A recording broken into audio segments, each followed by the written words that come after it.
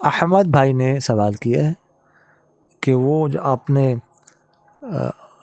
دفنانے کے بعد قبر پر تلاوت کرنے کے بارے میں بتایا تھا نا، تو بعض علاقوں میں یہ رواج ہے کہ 3 دن تک یا 8 دن تک پابندی سے پڑھتے ہیں، لوگوں کو بٹھاتے ہیں، تلاوت کرتے ہیں دفنانے کے بعد. اس کا کیا حکم ہے؟ ہم نے مسئلہ عرض کیا تھا، آپ نے سوال کیا تھا کہ دفنانے کے بعد پھر کچھ دیر تلاوت کرنا، تو میں نے آپ سے عرض کیا تھا کہ اونٹ ذبح کیا جائے، گوشت تقسیم کیا جائے اتنی دیر میں.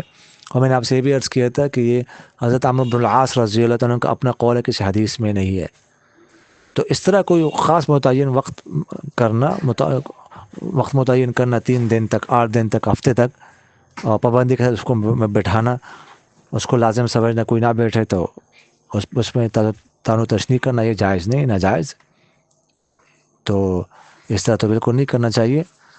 جو بات عمرو بن العاص رضی اللہ تعالیٰ عنہ سے مروی تھی وہ میں نے آپ سے عرض کی تھی اتنی دیر، اس میں کوئی حرج نہیں، لیکن اس کو لازم نہ سمجھا جائے. جزاک